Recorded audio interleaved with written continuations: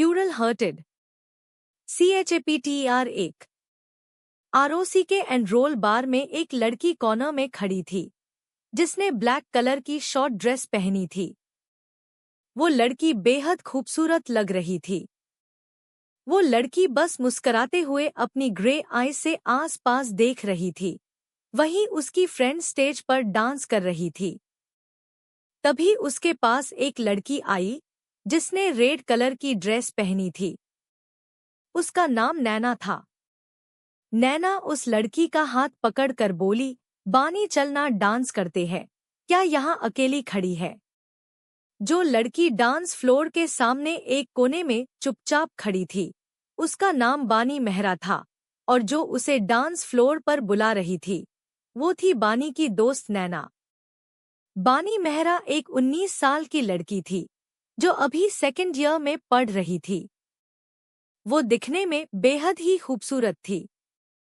बानी की फैमिली में उसकी माँ प्रिया और एक छोटा भाई सोमांश था। बानी आज अपने दोस्तों के जिद करने पर पहली बार उनके साथ बाहर घूमने आई थी। नैना बानी की बेस्ट फ्रेंड थी और एक रिच फैमिली से बिलोंग करती थी, इसलिए वो मुंबई के सबसे महंगे बार में आए थे। बानी एक नज़र आसपास देखकर बोली, नहीं नैना, तुम सब डांस करो, मुझे नहीं करना। नैना ने कई बार कहा, पर बानी हर बार मना कर देती। हार मानकर नैना वापस चली गई। वहीं उसी बार के एक प्राइवेट रूम में एक आदमी सोफे पर किसी राजा की तरह बैठा था, जिसकी उम्र लगभग 26 साल होगी। उसके आसपास 2 लोग खड़े थे। उस आदमी का नाम रेयांश ओबेरॉय था, जो पूरे एशिया ही नहीं बल्कि दुनिया पर राज करने वाला एक हर्टलेस माफिया था। कहने को वो एक बिजनेसमैन था, पर सबको पता था कि वो अंडरवर्ल्ड का किंग है। रेयांश दिखने में बहुत हैंडसम था, जिसकी हाइट 6 फीट 1 इंच थी और आंखों का रंग गहरा नीला था। पर उसे देखने की हिम्मत किसी में नहीं थी, क्योंकि वो दिखने में जितना हैंडसम था, उससे कहीं ज्यादा खतरनाक था। रेयांश अपनी कोल्ड वॉइस में बोला, डील कैंसिल। ये सुनकर सामने बैठा विनय बिरला घबराते हुए बोला, MR ओबेरॉय, प्लीज ऐसा मत करिए, मैं बर्बाद हो जाऊंगा। रेयांश ने एक नज़र विनय को देखकर अपने साइड में खड़े शेरा को इशारा किया और उस रूम से निकल गया। शेरा रेयांश का राइट हैंड था और उसके लिए जान देने के लिए भी तैयार रहता था। वो रेयांश का इशारा समझ गया था, इसलिए अब विनय बिरला को कोई नहीं बचा सकता था। दूसरी तरफ बानी अकेले बैठी बोर होते हुए अपना मुंह बनाकर आसपास देख रही थी। बानी ने अपना फोन चेक करते हुए खुद से कहा, ओ गॉड, कब खत्म होगा ये सब, मैं तो बोर हो गई।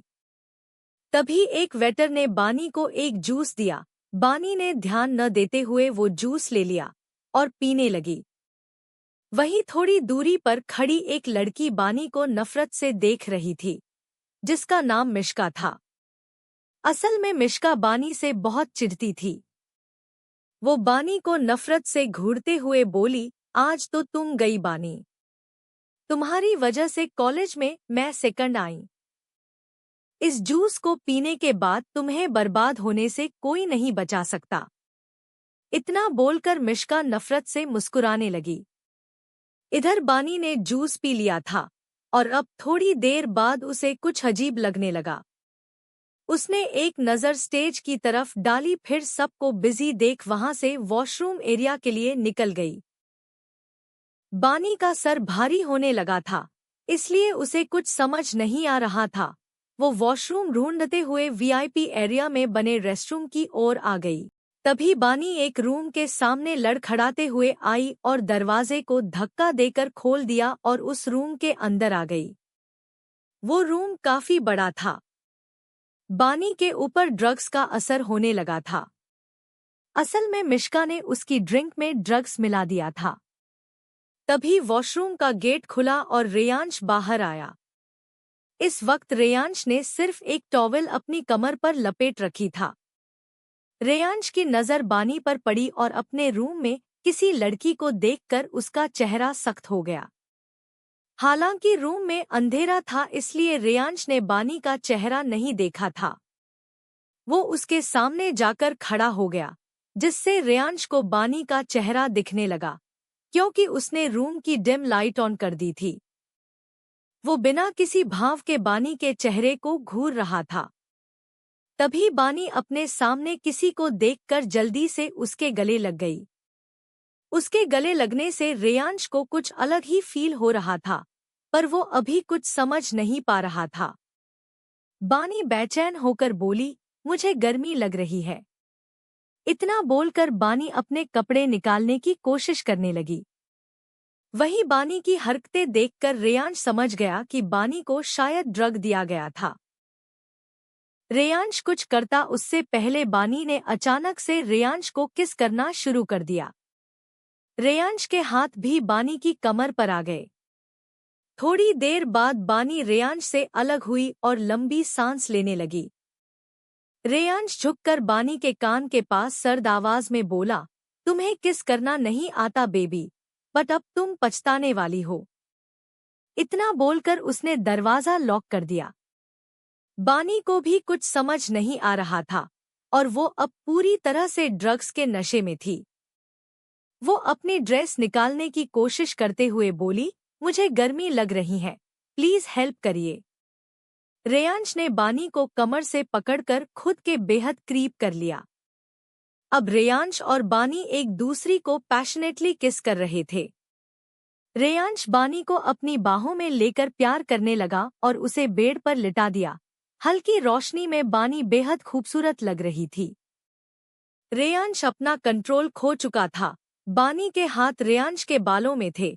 बानी ने रेयांश को गले लगा रखा था। बानी धीरे धीरे अपना दर्द भूल गई। करीब 2 घंटे बाद रेयांश ने नाइट स्टैंड पर रखा अपना फोन चेक किया और वापस बानी के ऊपर आ गया। बानी थकी हुई आवाज में बोली, अब नहीं, मैं थक गई हूँ, प्लीज। रेयांश ने बानी के कान में कहा, मैंने कहा था ना कि तुम पछताओगी। इतना बोलकर रेयांश ने फिर से बानी को अपने आगोश में ले लिया। बानी में अब उसको रोकने की ताकत नहीं बची थी। करीब 5 बजे रेयांश ने बानी को छोड़ा और उसे अपनी बाहों में लेकर सो गया। क्या होगा जब बानी ड्रग्स के नशे से बाहर आएगी? क्या होगा इस वन नाइट स्टैंड का अंजाम? CHAPTER 2। अगली सुबह बानी की आंख खुली तो उसे अपने शरीर में बेतहाशा दर्द महसूस हुआ। फिर बानी ने धीरे से उठने की कोशिश की तो उसे अपने कमर पर किसी का हाथ महसूस हुआ। उसने सर घुमाकर देखा। अपने बगल में किसी लड़के को देखकर बानी शॉक्ड रह गई। फिर बानी का ध्यान खुद पर गया। उसके शरीर पर एक भी कपड़ा नहीं था। खुद की हालत देखकर बानी सब समझ गई कि रात को क्या हुआ था। ये सोचकर बानी की आंखों में आंसू आ गए। बहुत मुश्किल से खुद को कंट्रोल करके बानी धीरे से बेड से उठी और अपने कपड़े पहने। थकान की वजह से उससे अब चला भी नहीं जा रहा था, पर कैसे भी खुद को संभालते हुए बानी वहां से चली गई। करीब 2 घंटे बाद रेयांश की आंख खुली और अपने बगल में बानी को ना पाकर वो गुस्सा हो गया। उसने बेड से उठकर अपने कपड़े पहने, फिर फोन उठाकर किसी को कॉल किया। कॉल अटेंड होते ही रेयांश अपनी कोल्ड वॉइस में बोला, कल रात एक लड़की मेरे रूम में आई थी, मुझे 1 घंटे में उसकी सारी इन्फॉर्मेशन चाहिए। इतना बोलकर उसने कॉल को कट कर दिया। फिर उसकी नज़र बेड पर गई, जिस पर खून के धब्बे थे। वो उन धब्बों को घूरते हुए बोला, तुम मेरे इतने करीब आकर मुझसे दूर नहीं जा सकती, गलती कर दी तुमने भागकर, पछताना पड़ेगा तुम्हें बेबी। ये बोलते हुए रेयांश के फेस पर एक डेविल स्माइल आ गई। दूसरी तरफ बानी अपने घर पहुंची तो बानी की माँ प्रिया उससे बोली, बानी कहाँ थी तुम पूरी रात? बानी खुद को कंट्रोल करते हुए बोली, मम्मा वो कल रात को लेट हो गया था तो मैं नैना के घर चली गई थी। मम्मा मैं रूम में जा रही हूँ। इतना बोलकर बानी अपने रूम में चली गई। और उसे इस तरह देखकर प्रिया बोली, इसे क्या हुआ? इतना अजीब बिहेव क्यों कर रही है? प्रिया बानी पर ज्यादा ध्यान ना देकर अपने काम में लग गई। इधर बानी ने अपने रूम में जाकर डोर लॉक कर लिया और सीधा वॉशरूम में चली गई। वो शॉवर ऑन करके उसके नीचे खड़ी हो गई और उसकी आंखों से आंसू बहने लगे। फिर वो रोते हुए खुद से बोली, ये क्या हो गया और कैसे हो गया? मैं कैसे उस रूम तक पहुंची? करीब 1 घंटे बाद बानी वॉशरूम से बाहर आई। उसकी आंखें रोने की वजह से लाल हो गई थी। फिर बानी अपने बेड पर लेट गई और लेटते ही उसे नींद आ गई। इधर ओबेरॉय इंडस्ट्रीज में रेयांश अपनी चेयर पर बैठा था और उसके सामने शेरा खड़ा था। रेयांश कोल्ड वॉइस में बोला, फाइल। शेरा एक फाइल रेयांश को देते हुए बोला, बॉस इसमें इंफॉर्मेशन है। रेयांश ने वो फाइल ले ली और शेरा को इशारा किया। शेरा तुरंत बोला, बॉस उनका नाम बानी मेहरा है और वो 19 साल की है। घर में माँ और एक 15 साल का भाई है। बाप नहीं है। अभी बिजनेस मैनेजमेंट की पढ़ाई कर रही है और 2nd ईयर में है। फिर थोड़ा रुककर आगे बोला, ये हमारे ऑफिस में पार्ट टाइम जॉब करती है। शेरा की ये बात सुनकर रेयांश शेरा को देखने लगा। फिर कुछ सोचने के बाद बोला, बानी को मेरी पर्सनल असिस्टेंट की पोस्ट पर अपॉइंट करो। रेयांश की बात सुनकर शेरा कुछ पल के लिए हैरान हुआ, फिर अपना सर हाँ में हिलाकर चला गया। उसके जाते ही रेयांश बानी की फोटो देखते हुए बोला, कल तुम मेरे सामने होगी। तुम्हें पता है, मैं अभी भी तुम्हारी खुशबू महसूस कर पा रहा हूँ। फिर अपनी आंखें बंद करते हुए बोला, ओ बानी, एक बार कल तुम आ जाओ। मुझे तुम्हें फिर से फील करना है। आई वॉन्ट यू बनी, I want you badly. College में नैना परेशान सी कैंटीन में बैठी थी। तभी मिश्का उसके सामने वाली चेयर पर बैठते हुए बोली, क्या हुआ नैना, इतना परेशान क्यों हो? नैना मिश्का को देखते हुए बोली, यार पता नहीं बानी को क्या हुआ है। कल रात उसने मेरा फोन नहीं उठाया और आज सुबह एक मैसेज कर दिया कि तबीयत ठीक नहीं है, इसलिए कॉलेज नहीं आऊंगी। और फिर फोन भी ऑफ कर दिया। मिश्का मन में बोली, शायद मेरा काम हो गया, अब तो बानी बर्बाद हो गई। फिर वो नैना से बोली, डोंट वरी नैना, सकता है सच में तबीयत ठीक ना हो। नैना बस सर हिलाकर रह गई। इधर शाम को बानी की आंख खुली तो अब वो थोड़ा नॉर्मल थी। बानी अपने रूम से बाहर आई तो प्रिया उसको देखते हुए बोली, अरे बानी, कब से सो रही हो बेटा? तबीयत तो ठीक है ना? और तुम्हारे गले पर ये निशान कैसा? बानी अपनी माँ के पूछने पर पहले तो काफी घबरा गई, फिर वो अपने डर को छुपाते हुए हल्का सा मुस्कुराते हुए कहा, हाँ मम्मा, अब ठीक है। वो कल पार्टी में थी ना, इसलिए तबीयत खराब हो गई थी और ये निशान वो मैं स्लिप हो गई थी बाथरूम में तभी लगा होगा। इतना बोलकर बानी सोफे पर बैठ गई। तभी बानी का भाई सोमांश वहां आ गया और उसके बगल में बैठते हुए बोला, क्या हुआ दी? बानी सोमांश को देखते हुए बोली, कुछ नहीं। सोमांश ने चिढ़ाते हुए कहा, तो ये सड़े हुए टमाटर जैसी शक्ल बनाकर क्यों बैठी हो? बानी उससे चिढ़ते हुए बोली, तुम ज्यादा नहीं बोल रहे हो। सोमांश हंसते हुए बोला, आपको आज पता चला कि मैं ज्यादा बोलता हूँ। बानी ने कहा, हो गया। दोनों बातों में लग गए और सोमांश की वजह से बानी अपनी तकलीफ भूल ही गई। रात को सबने खाना खाया और फिर सोने चले गए। अगले दिन बानी को आज ऑफिस जाना था, इसलिए वो मिरर में खुद को देखते हुए बोली, जो बीत गया उसे भूल जा बानी। अब कुछ नहीं हो सकता, तुझे आगे बढ़ना होगा। इतना बोलकर बानी हल्का सा मुस्कुराई। उसने आज व्हाइट शर्ट और ब्लैक जीन्स पहनी थी और बालों का पोनीटेल बनाया था। साथ ही आंखों में काजल और होठों पर लिप बाम लगाया था। बस इतने में ही वो कयामत लग रही थी। मगर बानी को नहीं पता था कि आज वो अपनी जिंदगी के सबसे बड़े विलेन से मिलने जा रही थी। वो रूम से बाहर आकर बोली, मम्मा मैं जा रही हूँ, मुझे लेट हो रहा है। तभी बानी का फोन बजा। ऑफिस का नंबर देखकर उसने जल्दी से फोन उठाया। सीएलएल पर सामने से आवाज आई, बानी आज आपको ऑफिस जल्दी आना होगा, बॉस का ऑर्डर है। इससे पहले कि वो कुछ बोल पाती कॉल कट हो चुकी थी। तभी प्रिया दूध का ग्लास उसे देते हुए बोली, पहले ये दूध फिनिश कर फिर जाना कहीं। बानी मुंह बनाते हुए बोली, क्या मम्मा, मुझे नहीं पसंद ये दूध। प्रिया डांटते हुए बोली, बानी जल्दी दूध पियो। उनकी डांट सुनकर बानी ने मुंह बनाते हुए दूध पी लिया और घर से बाहर निकल गई। बानी ऑफिस पहुंची तो जल्दी से अपने डिपार्टमेंट हेड के कैबिन में गई और अंदर जाकर बोली, good morning sir. Department head ने बानी को देखते हुए कहा, गुड मॉर्निंग बानी, आज से तुम बॉस की पा हो।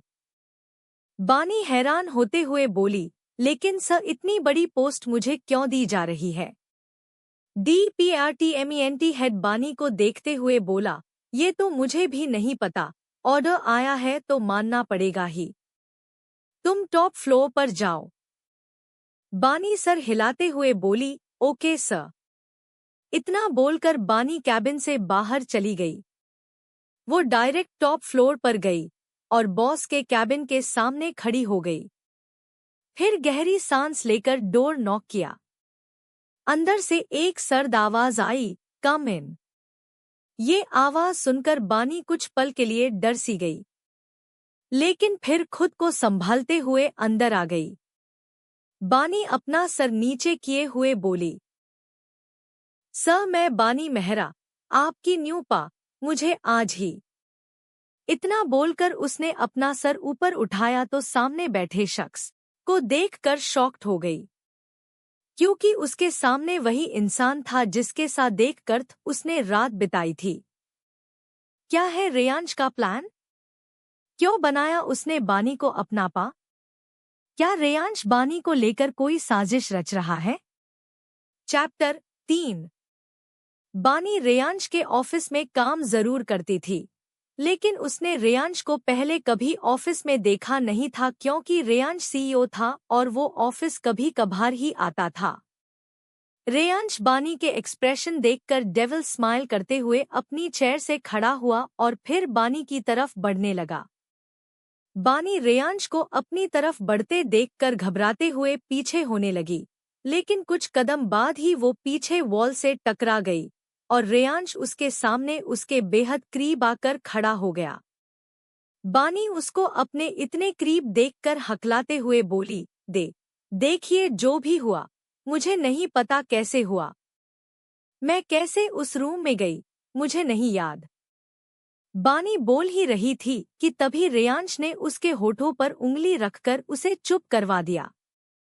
फिर उसके कान में अपनी कोल्ड वॉइस में बोला, गलती तो तुम कर चुकी हो, अब तो तुम्हें पछताना पड़ेगा। इतना बोलकर रेयांश पीछे हो गया और उसकी ये बात सुनकर बानी के माथे पर पसीना आने लगा। तभी रेयांश बानी की आंखों में देखते हुए आगे बोला, I want you right now. Reyansh की बात सुनकर बानी अपनी आंखें बड़ी करके उसको देखते हुए गुस्से में बोली, क्या मतलब है आपका? रेयांश उसकी कमर पर हाथ रखकर उसे खुद के करीब करते हुए बोला, गुस्सा नहीं बेबी, मेरी विश पूरी करो वरना तुम्हारी फैमिली के लिए अच्छा नहीं होगा। उसकी बात सुनकर बानी हैरानी से उसे देखने लगी तो रेयांश डेविल स्माइल करते हुए बोला, तुम्हारा भाई अभी स्कूल में है ना, सोचो अगर वो स्टेयर्स से नीचे गिर जाए तो। ये बोलकर उसने कैबिन में लगा टीवी ऑन कर दिया। बानी की नजर टीवी स्क्रीन पर गई तो उसकी आंखें बड़ी हो गई। टीवी पर एक फुटेज चल रही थी जिसमें सोमांश स्कूल में सीढ़ियों के पास खड़े होकर अपने दोस्त से बात कर रहा था। वही उसके पीछे एक स्वीपर था जो सोमांश को ही घूर रहा था। ये सीन देखकर बानी की सांसें उसके गले में अटक गईं। उसे समझ नहीं आ रहा था कि वो कैसे रिएक्ट करे। बानी रेयांश के सामने गिड़गिड़ाते हुए बोली, सर प्लीज मेरे भाई को छोड़ दीजिए, आप जो कहेंगे मैं वो करूंगी। ये बोलते हुए बानी की आंखों से आंसू बहने लगे। वहीं बानी की बात सुनकर रेयांश के फेस पर डेविल स्माइल आ गई। रेयांश बानी के आंसू पोंछते हुए बोला, मुझे तुम चाहिए अभी। क्या तुम तैयार हो? बानी ने एक नज़र टीवी पर सोमांश को देखा, फिर अपना सर नीचे करके हाँ में सर हिला दिया। बानी के पास हाँ करने के अलावा और कोई रास्ता नहीं था। वो किसी भी कीमत पर अपने भाई को नहीं खो सकती थी। तभी रेयांश बानी का हाथ पकड़कर उसे अपने केबिन से ही अटैच प्राइवेट रूम में ले गया। फिर उसको कमर से पकड़ते हुए बोला, तुम्हें मेरा साथ देना होगा बेबी। रेयांश की बात सुनकर बानी ने सर उठाकर नफरत से उसे देखा, पर रेयांश को बानी की नजरों से कोई फर्क नहीं पड़ रहा था। रेयांश बानी की आंखों में देखते हुए उसके होठों की तरफ बढ़ गया और उसके होठों पर अपने होंठ रख दिए। साथ ही दोनों की आंखें बंद हो गई। रेयांश बानी को पागलों की तरह किस कर रहा था और मजबूरी में बानी को भी उसका साथ देना पड़ रहा था। बानी के हाथ रेयांश के बालों में आ गए थे और वो भी रेयांश को किस कर रही थी। बानी गहरी सांसें ले रही थी। वो कुछ रिएक्ट करती उससे पहले रेयांश ने उसको बेड पर धक्का दे दिया। बानी सीधे बेड पर पीठ के बल जा गिरी, साथ ही रेयांश खुद भी उसके ऊपर आ गया। बानी के लंबे बालों को अपने हाथों से पीछे करके रेयांश बानी के गले पर प्यार से किस करने लगा। उसने बानी के दाहिने गाल पर हाथ रखकर उसके माथे को चूम लिया और धीमे से बानी के कानों में कहा, बानी, मैं तुम्हें चाहता हूँ। न जाने कल रात से तुमने मुझ पर क्या जादू किया है, हर तरफ तुम ही नजर आती हो। I can't let you go my babes. देखते ही देखते रेयांश और बानी एक दूसरे में खो चुके थे और अपनी सारी सीमाएं लांघ चुके थे। लेकिन बानी कल रात के नशे की वजह से अभी भी डाउन फील कर रही थी और उसे ज्यादा कुछ समझ में नहीं आ रहा था। लगभग 1.5 घंटे बाद रेयांश बानी के बगल में लेट गया और उसको कमर से खींचकर खुद के करीब कर लिया। फिर बानी थकी हुई आवाज में बोली, अब आप मेरे भाई को कुछ नहीं करेंगे ना? बानी की बात सुन रेयांश मुस्कुराने लगा। फिर उसका गाल सहलाते हुए बोला, बेबी तुम्हारा भाई तब तक सेफ है जब तक तुम मेरी बात मानती हो। और एक बात, अब तुम मेरी हो। सिर्फ मेरी ये बात अपने दिल और दिमाग में अच्छे से बैठा लो और हाँ, आज से तुम मेरे घर पर रहोगी। ये बोलते हुए रेयांश ने बानी के बालों को उसके कान के पीछे कर दिया। बानी हैरानी से बोली, मैं आपके घर नहीं रह सकती। मेरे पास मेरा घर है, मेरी फैमिली है। This is wrong. रेयांश गुस्से से बानी के गाल को दबाते हुए बोला, मैं तुम्हें बता रहा हूँ कि तुम मेरे साथ रहोगी। तुम्हें मना करने का कोई हक नहीं है, समझ गई? ये सुनकर बानी ने जल्दी से हाँ में सर हिला दिया, क्योंकि रेयांश के गाल दबाने की वजह से बानी को दर्द हो रहा था और उसकी आंखों में आंसू आ गए थे। पर रेयांश को बानी के आंसुओं से कोई फर्क नहीं पड़ रहा था।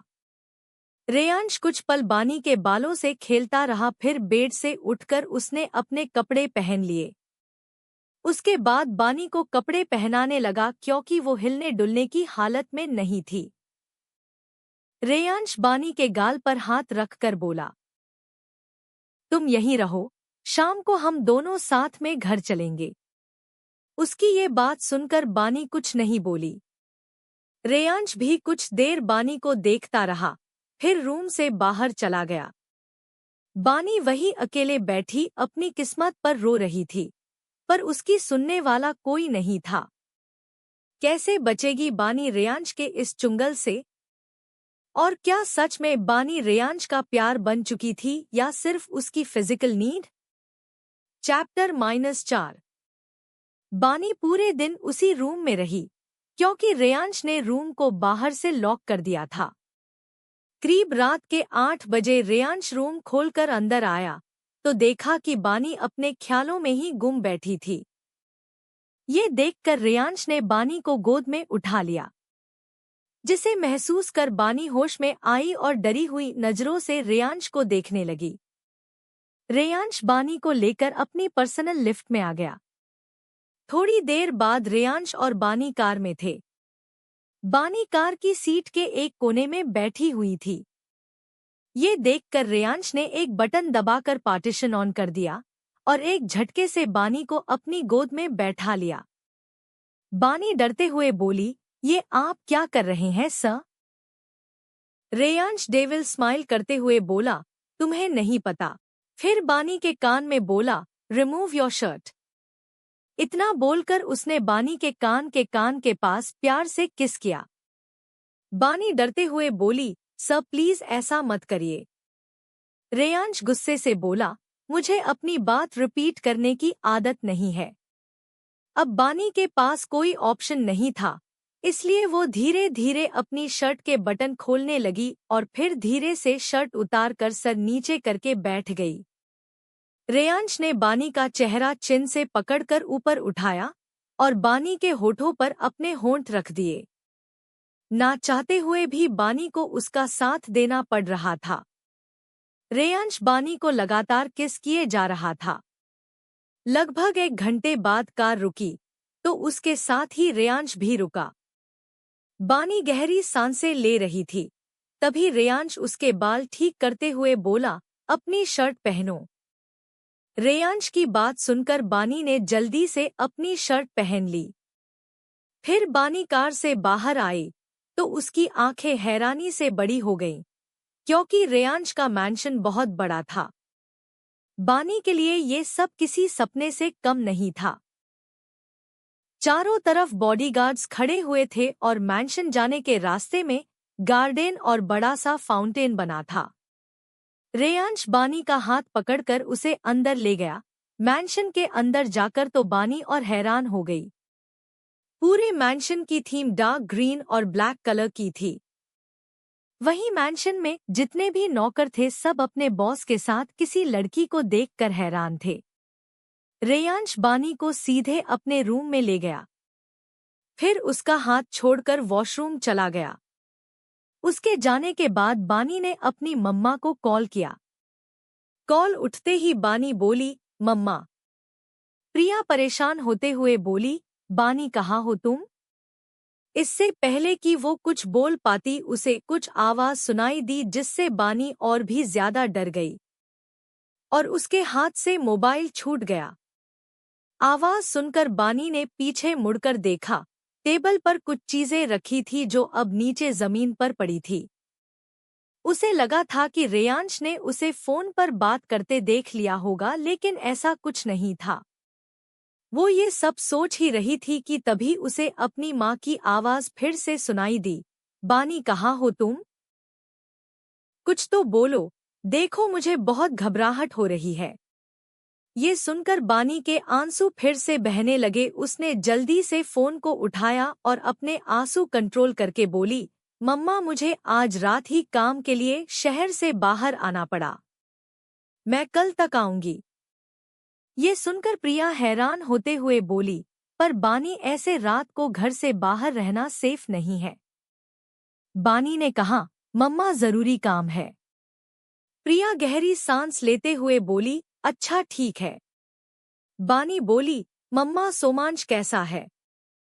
प्रिया मुस्कुराते हुए बोली, ठीक है, और अब तो वो सो गया, वरना तुम्हारी बात करवा देती। बानी हल्की मुस्कुराहट के साथ बोली, कोई बात नहीं, अब मैं फोन रखती हूँ। इतना बोलकर बानी ने कॉल कट कर दी। फिर उसकी आंखों से आंसू बहने लगे। तभी वॉशरूम से रेयांश की आवाज आई। रेयांश अंदर से बोला, बानी मेरे पास आओ। उसकी बात सुनकर बानी डरते हुए वॉशरूम के गेट के पास आई। तभी रेयांश ने गेट खोलकर उसको अंदर खींच लिया।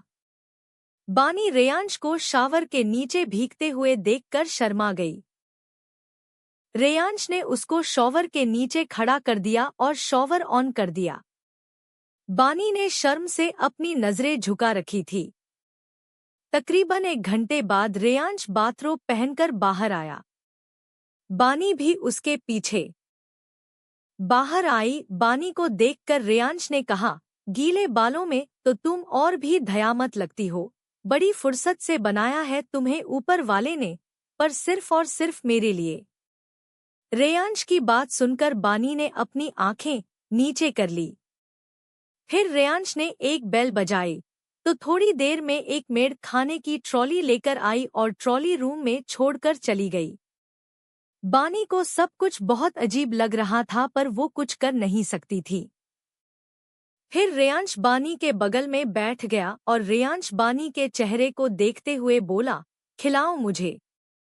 रेयांश की बात सुनकर बानी कुछ पल रेयांश को देखती रही, फिर उसे अपने हाथ से खिलाने लगी।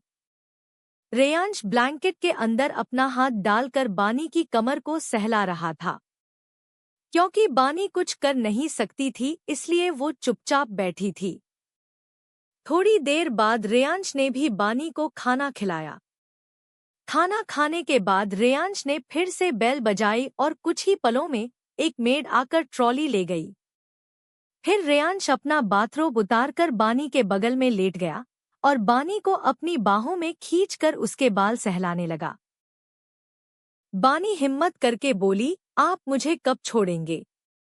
उसकी ये बात सुनकर रेयांश के हाथ रुक गए। फिर उसने बानी के बालों को अपनी मुट्ठी में पकड़कर उसका चेहरा अपने चेहरा के करीब कर बोला, अपने दिमाग से मुझसे दूर जाने का ख्याल निकाल दो, क्योंकि वो पॉसिबल नहीं है। उस रात तुम खुद मेरे करीब आई थी, पर अब तुम मुझसे कभी दूर नहीं जा सकती। रेयांश की इतनी गुस्से भरी आवाज सुनकर बानी डर गई और उसकी आंखों में आंसू आ गए। बानी की आंखों में आंसू देखकर रेयांश उसे डराते हुए बोला, मैंने तुम्हें रोने की इजाजत नहीं दी, सो स्टॉप क्राइंग। उसकी यह बात सुनकर बानी बिल्कुल चुप हो गई। फिर रेयांश ने बानी को अपने सीने से लगाकर अपनी आंखें बंद कर ली। उसके सीने से लगकर बानी कुछ देर सिसकती रही, फिर उसे भी नींद आ गई। क्या बानी रेयांश के कैद से आजाद हो पाएगी? क्या बानी यूं ही रेयांश के अत्याचार को सहती रहेगी? चैप्टर 5। अगली सुबह बानी की आंख खुली तो उसने खुद को रेयांश की बाहों में पाया। वो उसके चेहरे को कुछ पल देखती रही, फिर रेयांश का हाथ अपनी कमर से हटाने लगी। तभी रेयांश ने बानी को अपनी तरफ खींच लिया और बानी रेयांश के सीने से जा लगी। फिर वो एक झटके में बानी के ऊपर आ गया। बानी हैरानी से रेयांश को देख रही थी। फिर रेयांश बानी के गाल पर किस करते हुए बोला, कहाँ जा रही तुम? बानी डरते हुए बोली, वो मैं वॉशरूम। बानी इससे आगे कुछ बोलती उससे पहले रेयांश ने उसके होठों पर अपने होंठ रख दिए। बानी रेयांश से छूटने की कोशिश कर रही थी, पर उसकी सारी कोशिशें बेकार थी। करीब 15 मिनट बाद रेयांश ने बानी को छोड़ा। बानी के होठ लाल हो गए थे, वो लंबी लंबी सांसें ले रही थी। फिर रेयांश बोला, मेरी इजाजत के बिना तुम मेरे बेड से भी नहीं उठ सकती, समझ गई? उसकी बात सुनकर बानी ने हाँ में सर हिला दिया। फिर रेयांश बानी के ऊपर से उठ गया और बानी को गोद में उठाकर वॉशरूम में चला गया। उसने बानी को बाथटब में लिटा दिया और खुद उसके बगल में लेट गया। बानी को नहीं पता था कि रेयांश उसे वॉशरूम में भी नहीं छोड़ेगा। करीब 1.5 घंटे बाद रेयांश बानी को गोद में उठाकर वॉशरूम से बाहर आया। उसने बानी को बेड पर बिठाया और खुद कपड़े पहनने के लिए क्लोजेट रूम की तरफ चला गया। थोड़ी देर बाद रेयांश बानी के लिए कपड़े पहनने के लिए क्लोजेट रूम की तरफ चला गया। थोड़ी देर बाद रेयांश बानी के लिए कपड़े लेकर वापस आया। फिर उसने बानी से कोल्ड वॉइस में कहा, अभी मेरे सामने कपड़े पहनो। रेयांश की बात सुनकर बानी की आंखें नम हो गई, पर वो कुछ कर नहीं सकती थी। बानी ने खड़े होकर अपना बाथरोब उतार दिया, फिर एक एक करके सारे कपड़े पहन लिए। उसने एक रेड कलर की पतली सी स्ट्रिप वाली टॉप और उसके साथ ब्लैक मिनी स्कर्ट पहनी थी। रेयांश बानी के पास आकर उसे ऊपर से नीचे तक घूरता रहा, फिर उसका हाथ पकड़कर नीचे ले गया। बानी अपना सर नीचे किए हुए चुपचाप रेयांश के पीछे चले जा रही थी। रेयांश डाइनिंग एरिया में आकर अपनी चेयर पर बैठ गया, फिर उसने बानी को अपनी गोद में बैठा लिया। वहां बहुत सारे नौकर भी थे, जिनकी वजह से बानी बहुत अनकंफर्टेबल फील कर रही थी। इसलिए वो धीरे से बोली, सर प्लीज मुझे छोड़िए। रेयांश बानी की कमर पर अपनी पकड़ कसते हुए बोला, बेबी मैं तुम्हें कभी नहीं छोड़ने वाला, एंड डोंट वरी, मेरे सिवा तुम्हें देखने की हिम्मत किसी में भी नहीं है। इतना बोलकर रेयांश ने सारे नौकरों को एक नज़र देखा। उन्हें डराने के लिए उसकी एक नज़र ही काफी थी। सारे नौकर जल्दी से अपना सर नीचे करके खड़े हो गए। फिर रेयांश तेज आवाज में बोला, सब अपना काम करो। यह सुनकर सभी नौकर अपने अपने काम में लग गए। उसके बाद रेयांश बानी को अपने हाथ से खाना खिलाने लगा। साथ ही बानी को भी रेयांश को अपने हाथ से खाना खिलाना पड़ रहा था। खाना खाने के बाद रेयांश बानी को वापस रूम में ले आया और उसके होठों को सहलाते हुए बोला, बेबी मैं जा रहा हूँ, तुम आज आराम करो। बानी डरते हुए बोली, मुझे कॉलेज जाना है। बानी की बात सुनकर रेयांश उसको घूरते हुए बोला, कहीं नहीं जाओगी तुम, ना ही अपने घर ना ही कॉलेज। तुम्हें पढ़ना है तो तुम ऑनलाइन पढ़ोगी, पर इस घर से बाहर जाने की परमिशन नहीं है तुम्हें। बानी रोते हुए बोली, आप क्यों कर रहे हैं ऐसा? मुझे मेरे घर जाने दीजिए प्लीज, मैंने क्या बिगाड़ा है आपका? रेयांश बानी को अपने करीब खींचकर उसके होंठ पर उंगली रखकर बोला, ऐसे चिचिच रोने की इजाजत नहीं दी मैंने तुम्हें, रोना बंद करो। उसकी बात सुनकर बानी ने रोना बंद कर दिया, पर वो अभी भी सिसकियां ले रही थी। फिर रेयांश बानी की आंखों में देखते हुए बोला, तुम्हें पूरी जिंदगी मेरे पास रहना पड़ेगा। ये बात अपने छोटे से दिमाग में बैठा लो। जिस पल तुम मेरे करीब आई थी, उसी पल तुम मेरी हो गई थी। समझ गई? इतना बोलकर रेयांश गुस्से में वहां से चला गया। उसके जाने के बाद बानी एक बार फिर से रोने लगी और रोते हुए नीचे फर्श पर बैठ गई। उसे कुछ समझ नहीं आ रहा था कि वो क्या करे।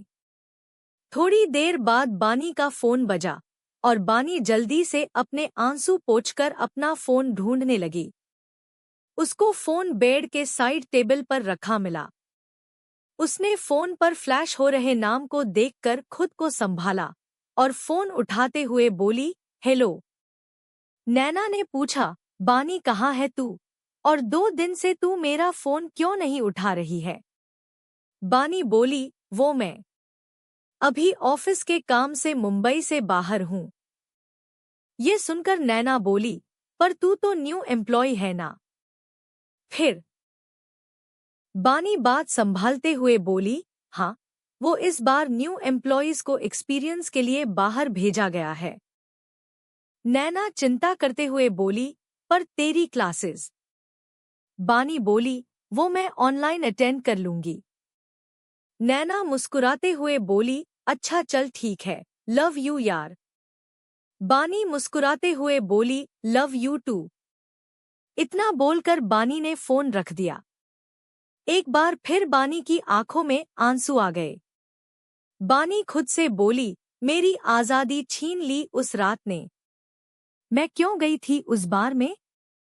अगर नहीं गई होती तो मुझे इस इंसान को कभी देखना ही नहीं पड़ता।